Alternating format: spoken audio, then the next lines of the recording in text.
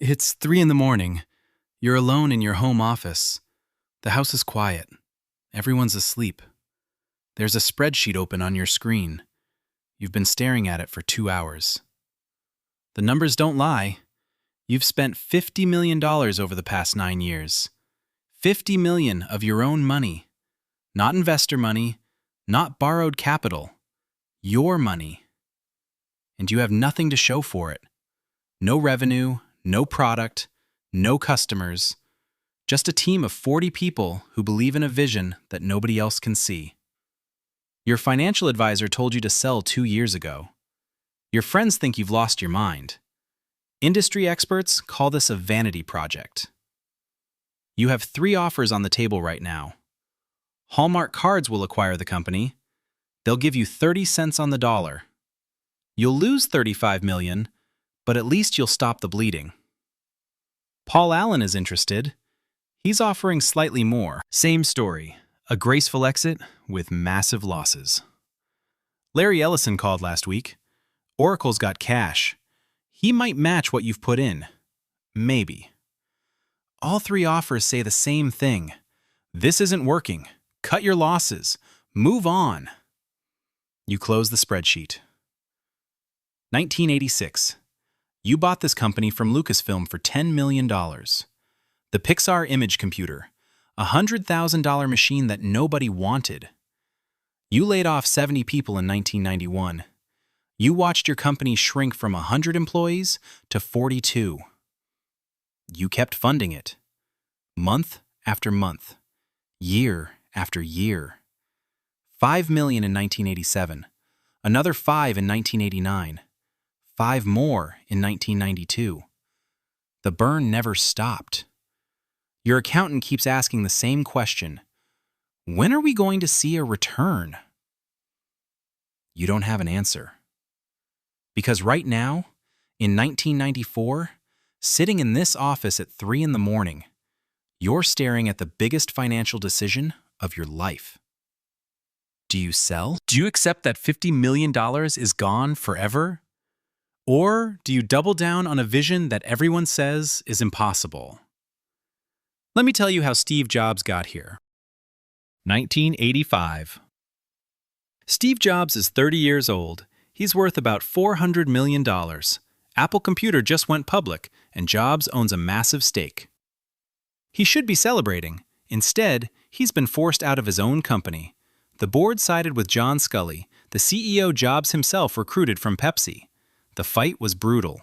Jobs wanted to keep pushing the Macintosh. Scully wanted to focus on the Apple II, the cash cow. The board fired Jobs from all operational roles. They let him keep a fancy title, chairman of the board, but stripped away his power. He couldn't touch product development, couldn't make decisions, couldn't lead. Jobs had a choice: stay at Apple as a figurehead, collect stock dividends, live comfortably on $400 million, or leave, start over, prove everyone wrong. Jobs chose to leave. He sold almost all of his Apple stock. He walked away from the company he'd built in his parents' garage, and he immediately started 2 new ventures. First, Next Computer, a high-end workstation for universities and businesses. Jobs invested $7 million of his own money to start it. Second, Pixar. In February 1986, Jobs bought the computer graphics division from George Lucas. Lucasfilm was going through a divorce, needed cash, and wanted to offload this experimental animation group. The deal was $10 million. $5 million for the technology and patents, $5 million as an immediate capital injection to keep the team running. Jobs became the majority owner. He controlled everything. Here's what he bought: a team of 44 people. Most of them were computer scientists and animators who believed that computers could revolutionize filmmaking. Led by Ed Catmull, a Utah PhD who'd spent 15 years trying to prove computer graphics could tell stories, and John Lasseter, a Disney animator who'd been fired for being too obsessed with computer animation. A piece of hardware called the Pixar Image Computer, a specialized machine for rendering complex 3D graphics. Price tag, $125,000 per unit. Think about that.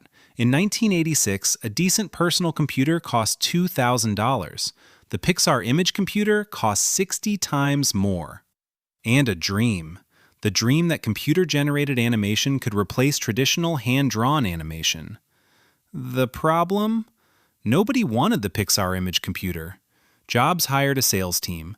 They pitched hospitals for medical imaging, CT scans, MRI visualization. A few hospitals bought demo units. Total sales? 300 units over 4 years. Revenue? Maybe 10 million, against 50 million in costs. Government labs showed interest. Intelligence agencies wanted it for satellite imagery analysis. But government contracts moved slowly. The checks were small. At $125,000 per unit, there was no mass market, no path to profitability. Pixar lost money from day one. Year 1, 5 million in losses. Year 2, another 5 million. Year 3, same story.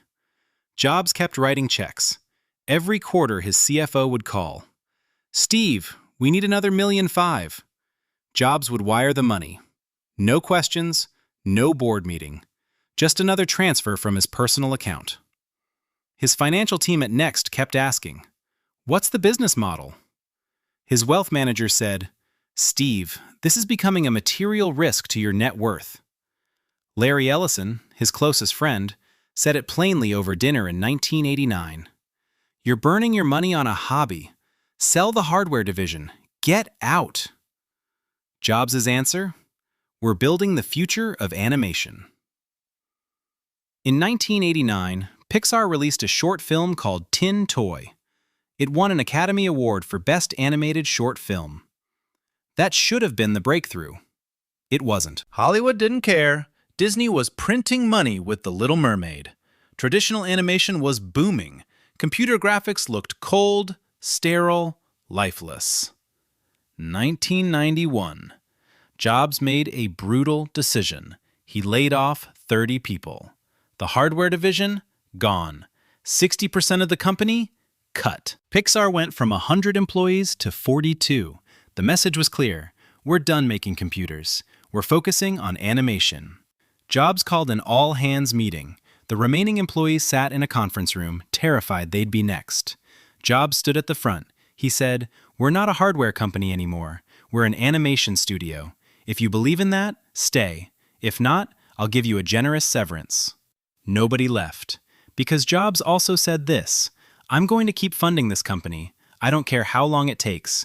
We're going to make a full-length animated film, and it's going to change everything." But there was still no revenue. Pixar was surviving on Jobs' personal checks and a few commercial contracts. They made computer-animated ads for Listerine and Lifesavers, 30-second spots, $10,000 per ad. The animation team hated it. It was humiliating work for a team that believed they were building the future. By 1994, Jobs had invested $50 million of his own money into Pixar. That's not a venture capital bet. That's not a diversified portfolio play.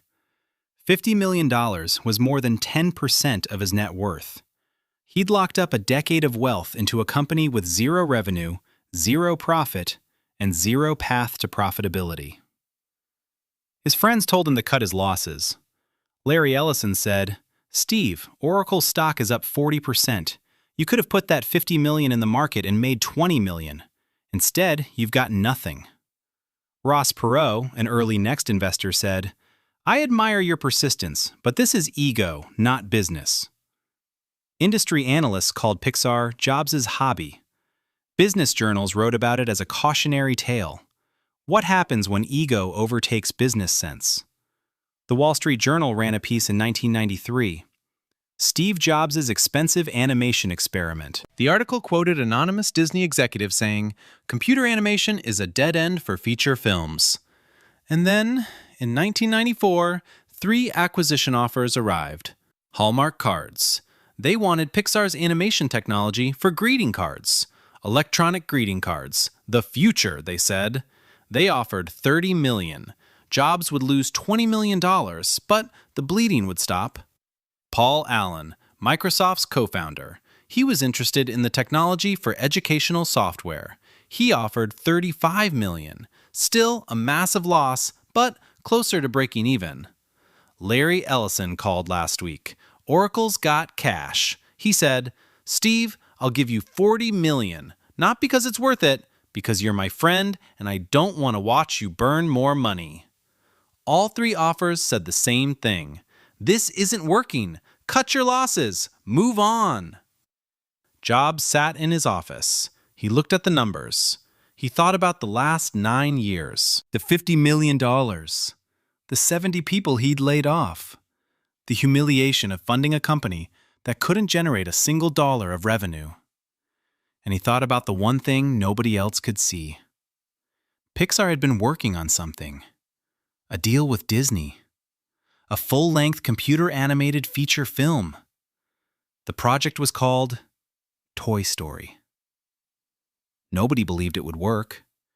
Disney executives were skeptical. They'd given Pixar the deal as a trial.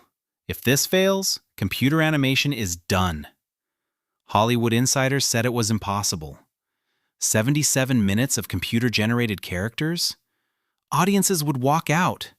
Kids wouldn't connect with digital toys. But Jobs had seen early footage. He'd watched test screenings. He'd seen how audiences reacted to Woody and Buzz Lightyear. And he made a decision that everyone said was insane. He rejected all 3 acquisition offers. He decided to give Pixar one more chance. Not because the numbers made sense. They didn't. Not because Wall Street believed in him. They didn't. Because Steve Jobs believed that he could see the future more clearly than the market could. Let's talk about what it actually means to burn $50 million of your own money. Not investor money, not borrowed capital, your money. When you're 30 years old and worth $400 million, $50 million sounds manageable. But it's not. Because that $50 million isn't sitting in a bank account. It's locked up.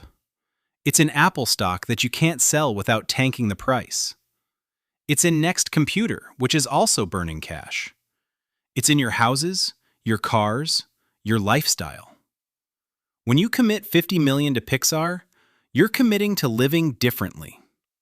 You can't buy another house, can't make angel investments, can't diversify into safe assets. Jobs owned 2 homes in the Bay Area. Combined value, maybe $8 million. He had Next stock, worth maybe $15 million on paper, but illiquid. And he had some Apple shares he'd held onto, worth maybe $30 million. Everything else? Locked in Pixar. You can't diversify. You can't hedge. Every dollar you invest in Pixar is a dollar you're not investing somewhere else. Real estate? No. Stock market? No. Starting a 4th company? No. You're all in. His accountant told him in 1993, "Steve, your liquid net worth is under $20 million. If Pixar and Next both fail, you'll be worth less than you were at 25. That's what concentration looks like. You don't just risk losing money, you risk going backwards. And the market is screaming at you that you're wrong." 1991. Disney releases Beauty and the Beast. It makes $377 million worldwide. Traditional animation is thriving. Critics call it a return to the Disney Renaissance. The New York Times writes, "Hand-drawn animation has never looked better." 1992. Aladdin. Another smash hit. $500 million at the box office. Robin Williams voices the genie. It's nominated for Best Picture, the first animated film to get that recognition since 1991. 1994, The Lion King. The highest-grossing animated film of all time, $968 million. Disney's hand-drawn animation team is 250 people. They're making $800 million in profit per film. Meanwhile, Pixar has made $0 from animation. Zero. You're watching Disney print money with hand-drawn animation while you burn through $50 million trying to prove that computers are the future. And it's not just Disney. Warner Brothers releases The Iron Giant in development. DreamWorks is starting an animation division. hand-drawn. Don Bluth is still making traditional films. The entire industry is aligned against you. Everyone's betting on the same thing. Hand-drawn animation is here to stay. Your friends ask, why don't you just admit it didn't work?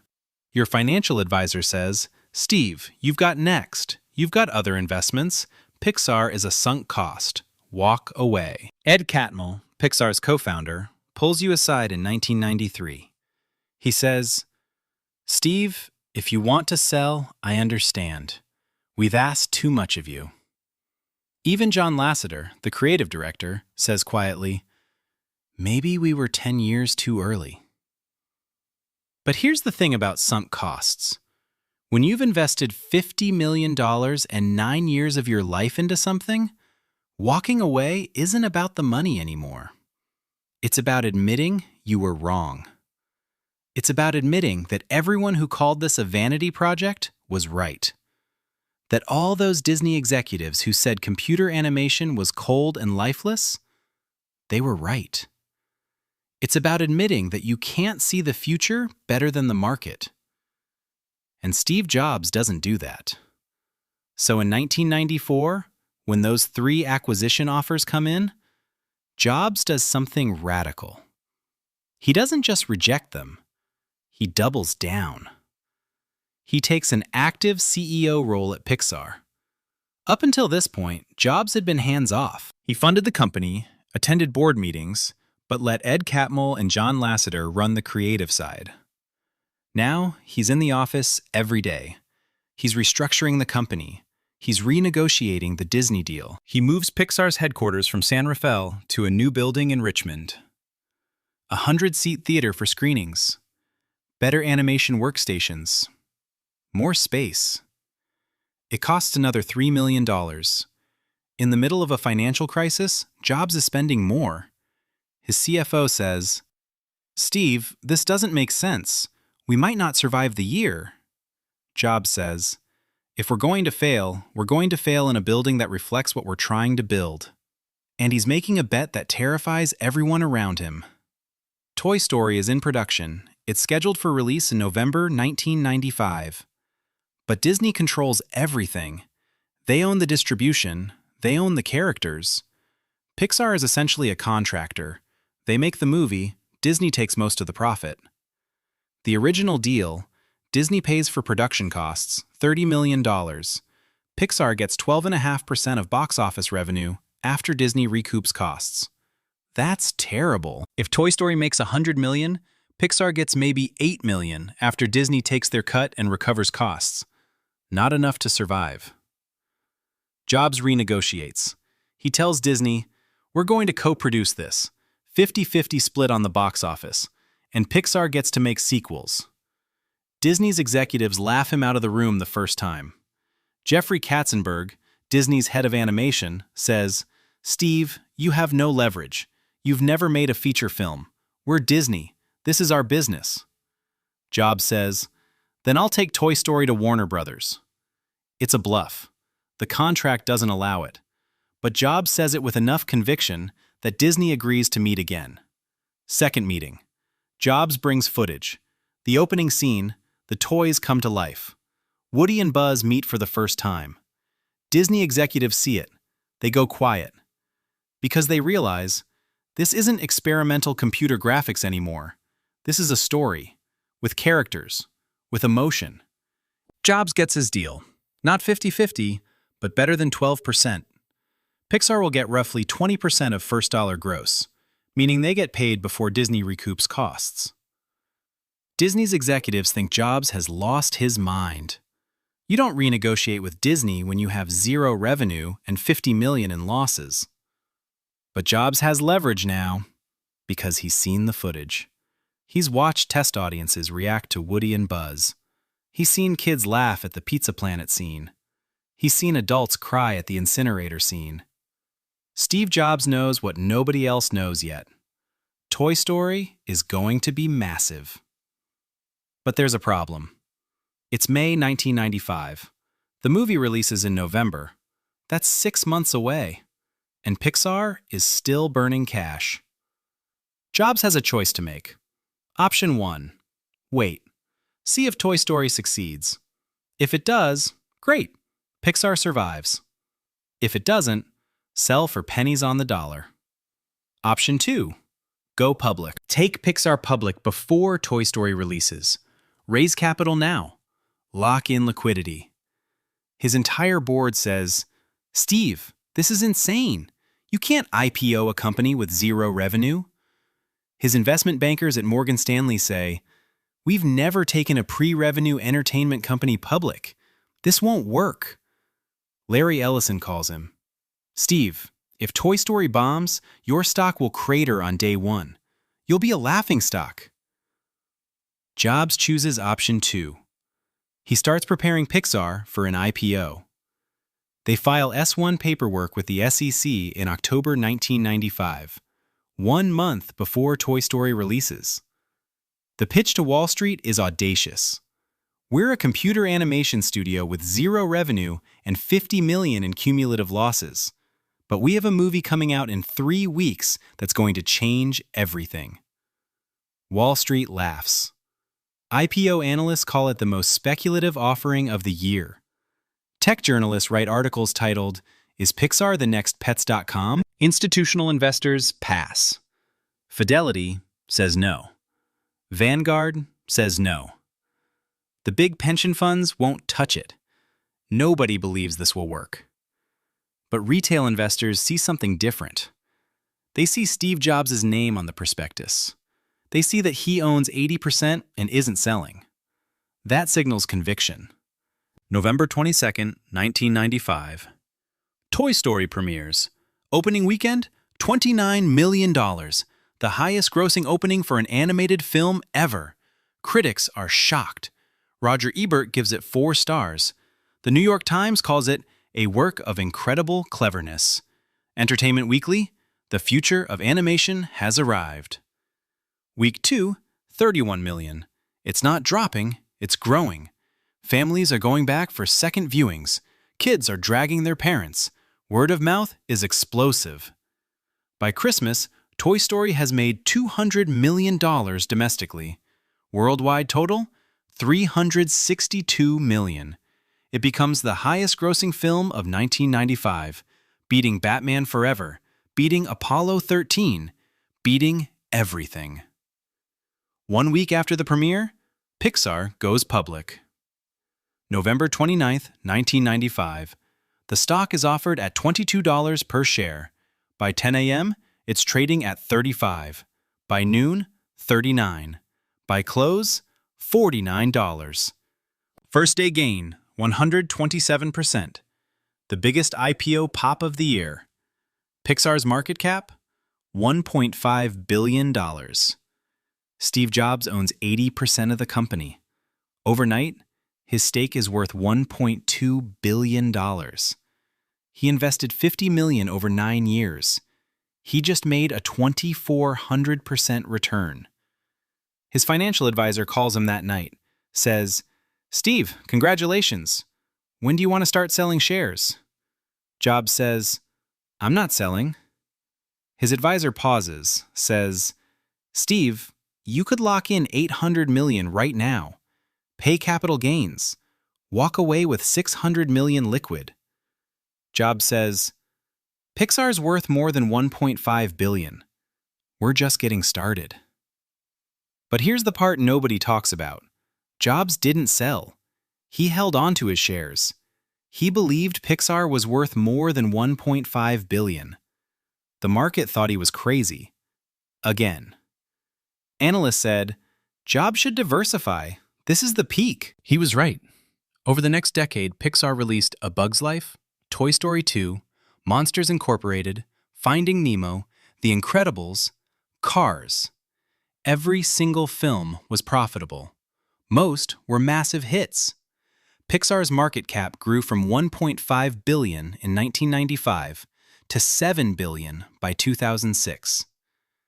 In 2006, Disney acquired Pixar for $7.4 billion.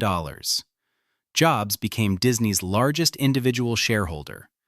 His Pixar bet, $50 million invested in 1986, turned into $7.4 billion in 2006. That's a 14,800% return over 20 years. Let me put that in perspective. If you invested $10,000 in the S&P 500 in 1986, by 2006, you'd have about $60,000. If you invested $10,000 in Pixar, you'd have $1.4 million. But here's the real question. Why did Steve Jobs succeed when everyone else said it was impossible? The answer isn't what you think. It's not because Steve Jobs was smarter than everyone else. It's not because he was a better investor. It's not even because he picked the right technology. It's because he understood something about capital allocation that most people miss. When you deploy your own money, not borrowed capital, not investor money, but your own wealth, you send a signal. And that signal changes everything. Let's break this down. When Steve Jobs invested $50 million of his own money into Pixar, he wasn't just funding a company. He was sending a message to three groups of people. First, Pixar employees. You're Ed Catmull. You're a computer scientist who believes computer animation is the future. But you've been working on this for 9 years with zero revenue. Every year you wonder, is this the year we shut down? Every year you watch your team shrink. 100 people in 1988. 70 in 1990, 42 in 1992. You're making Listerine commercials to pay the bills. Your PhD friends at Stanford think you wasted your career. Then you see Steve Jobs write another $5 million check. He's not getting paid. He's not taking dividends. He's losing money every single quarter. But he shows up to every screening. He watches every test animation. He gives notes on character design. And he says the same thing every time. This is the future. Keep going. That changes how you work. You're not showing up for a paycheck anymore. You're showing up because someone with $400 million believes so strongly in this idea that he's willing to burn $50 million to prove it's real. That's psychological leverage. Jobs' capital wasn't just money. It was conviction made visible. When John Lasseter pitched the Toy Story story in 1991, the team was demoralized. They just laid off 30 people. They were making toothpaste commercials. Lasseter said, "What if toys came to life when humans weren't around?" The room went quiet. Ed Catmull said, "John, that's a feature film. We don't have the budget for that." Jobs was in the room. He said, "How much would it cost?" Catmull said, "Maybe $30 million? We'd need Disney to fund it." Jobs said, "Get me a meeting with Disney. I'll cover your salaries while we pitch it." That's what conviction looks like. You don't just fund the company, you fund the pitch. You fund the dream before there's any evidence it'll work. Second, Disney executives. You're a Disney executive in 1991. Pixar comes to you with a pitch. We want to make a full-length computer-animated film. You're skeptical. Computer animation looks cold. Kids won't connect with it. Traditional animation is printing money. You've seen Pixar's short films. Luxo Jr. was cute. Tin Toy won an Oscar. But those are 3-minute shorts. A 77-minute feature film? That's never been done. But then you see Steve Jobs' balance sheet. He's invested $30 million by 1991. He's been funding this company for 5 years. He hasn't sold. He hasn't quit. And he's sitting across the table from you saying, "I'll personally guarantee the film gets finished. If we run out of money, I'll fund it." That makes you think, maybe he knows something we don't. You don't give Pixar the deal because you believe in computer animation. You give them the deal because Steve Jobs' capital signals that this is real. Disney commits $26 million to produce Toy Story. They only do it because Jobs has already proven he's willing to lose everything on this bet. Peter Schneider, Disney's animation president, said later, "We gave Pixar the deal because Steve Jobs made us believe they wouldn't quit. His capital was the proof." Third, Wall Street. You're an institutional investor in 1995. Pixar files for an IPO. The company has zero revenue. The S-1 filing is brutal. It lists risk factors for 3 pages. We have no history of profitability. We depend entirely on one film that hasn't been released yet. If Toy Story fails, we may not survive. Our CEO has no experience running a profitable company. Normally, you'd laugh this out of the room. But Steve Jobs owns 80% of the company. He's personally invested $50 million.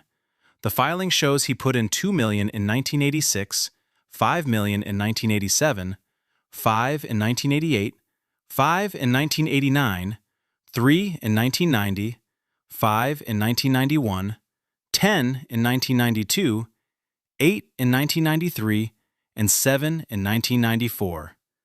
Every year, for 9 years. And he's not selling at IPO. The filing says, Steve Jobs intends to hold his shares indefinitely. That tells you, this isn't a pump and dump. This is a long-term bet. You look at the opening weekend numbers for Toy Story, 29 million. You do the math. If it legs out to 200 million domestic, Pixar's share is maybe 40 million in revenue. But the market cap at IPO is 1.5 billion. You're buying the future, not the present. And Jobs' capital is the only credible signal that the future is real, and you buy in. Here's the financial principle. Capital allocation under extreme uncertainty isn't about diversification, it's about concentration. When everyone tells you you're wrong, deploying your own capital is the only credible signal that you might be right. Let's look at how this principle actually works in practice. Most investors diversify. They put 10% in tech stocks, 10% in real estate, 10% in bonds, 10% in private equity. The logic? Spread risk so no single failure destroys you. But here's the problem with diversification. It signals uncertainty. When you spread your capital across 10 bets, you're saying, I don't know which one will work, so I'm hedging. Steve Jobs did the opposite. He put $50 million, 10% of his net worth, into one company for 9 years. That signals, I'm certain this will work, and I'm willing to lose everything if I'm wrong. Here's why that matters. When you diversify, you get average returns. The S&P 500 returns about 8% per year. If you diversify across stocks, you'll get roughly market returns. When you concentrate, you get extreme outcomes, either massive success or total loss. Jobs' $50 million turned into $7.4 billion. That's a 14,800% return. But if Toy Story had failed, he'd have lost $50 million. Zero return. Total wipeout. Here's the math. If you invest $10,000 in 10 different companies, and 9 fail, but 1 returns 100 times, you make 10 times your money. If you invest $100,000 in one company, and it returns 100 times, you make 100 times your money. Same success rate, wildly different outcome. Concentration amplifies both success and failure. Let's look at how Jobs applied this principle 3 times. 1. Pixar. $50 million invested from 1986 to 1995. Market said, computer animation is impossible. Jobs said, I'm betting my wealth on it. Outcome? $7.4 billion acquisition in 2006. 2. Next. Jobs invested $12 million of his own money into Next Computer. He raised another $200 million from investors. Next failed as a hardware company, never made a profit, never achieved mass market adoption. But Apple acquired Next in 1997 for $429 million. The operating system Jobs built at Next became the foundation for Mac OS X, iOS, and every Apple product today. Jobs' capital bet on Next didn't produce a standalone company. It produced the technology that saved Apple. 3. Apple stock concentration. In 1997, when Jobs returned to Apple as CEO, the company was 90 days from bankruptcy. Market cap? $3 billion. Jobs took a salary of $1 per year. He poured his wealth into Apple stock. He refused to diversify. Everyone told him to hedge, take cash bonuses, sell some shares, diversify into real estate or other investments. Jobs refused. By 2011, Apple was worth $350 billion. Jobs' concentrated bet turned into billions. Here's the pattern. Most investors diversify because they're uncertain. They spread risk across multiple bets because they don't know which one will succeed. Steve Jobs concentrated because he was certain. But concentration isn't about confidence, it's about conviction. Confidence says, I think this will work. Conviction says, I'm willing to lose everything if I'm wrong. That distinction matters because when you deploy capital with conviction, three things happen. 1. Risk absorption. Your personal wealth absorbs the downside. This protects the business from external pressure. Pixar didn't have to chase profitability in year 3 because Jobs' capital gave it breathing room. Next didn't have to sell early because Jobs funded losses personally. 2. Psychological leverage. Your capital signals asymmetric belief. Employees work harder. Partners take you seriously. Investors follow your lead. 3. Institutional credibility. Personal capital becomes the leverage point for attracting larger institutional capital. Jobs' $50 million at Pixar attracted Disney's $300 million. His $12 million at Next attracted $200 million from VCs. But here's the hard truth. This only works if you're willing to lose everything. Steve Jobs almost went broke in 1994. Pixar was burning $5 million a year. Next was burning $10 million. His liquid net worth was tied up in both. If Toy Story had failed, Jobs would have lost $70 million. His reputation would have been destroyed. He'd be remembered as the guy who got fired from Apple and then burned through his wealth on vanity projects. That's the cost of conviction. You can't hedge, you can't diversify, you can't protect yourself. You're all in. And if you're wrong, you lose everything. So what's the lesson for you? Most people won't have $400 million to invest. Most people can't absorb $50 million in losses. But the principle scales. Here's your move. 1. Business owners. When you see an opportunity that everyone else dismisses, ask yourself, am I willing to bet 10% of my net worth on this? Not 2%, not 5%, 10. If the answer is no, you don't have conviction. You have confidence. And confidence isn't enough to overcome market resistance. If the answer is yes, deploy that capital. And make it visible. Let employees see that you're betting your own money. Let partners see that you're not hedging. Let investors see that you're all in. Here's a real example. You're starting a SaaS company. You have $20,000 in savings. Most people would take $10,000, build an MVP, keep $10,000 as a safety net. That signals, I'm hedging. I might quit if this doesn't work in 3 months. Conviction looks different. You take all $20,000. You quit your job. You live on ramen for 6 months. You tell your first employee, I'm paying you for my savings. I'm not paying myself. I'm all in. That employee works differently. Because your capital proves you're serious. 2. Career decisions. When you're choosing between a safe job and a risky venture, apply the same test. Are you willing to give up 2 years of income to build something? Are you willing to live on savings while you prove a vision? If yes, commit fully. If no, take the safe job and stop pretending you're an entrepreneur. Real example. You're a software engineer making $150,000 per year. You have an idea for a startup. Most people keep the job, work nights and weekends on the side project. That's hedging. Conviction means quit the job, live on $60,000 from savings for a year, go all in. That year of runway is your capital deployment. It's your $50 million, scaled to your situation. And here's what happens. When you pitch investors, they see you quit your job. That signals conviction. They're more likely to fund you. When you recruit co-founders, they see you're full-time. That signals seriousness. They're more likely to join. 3. Investing. When you see a contrarian bet, something everyone dismisses but you believe in, ask yourself, would I put 10% of my portfolio into this? Most people won't.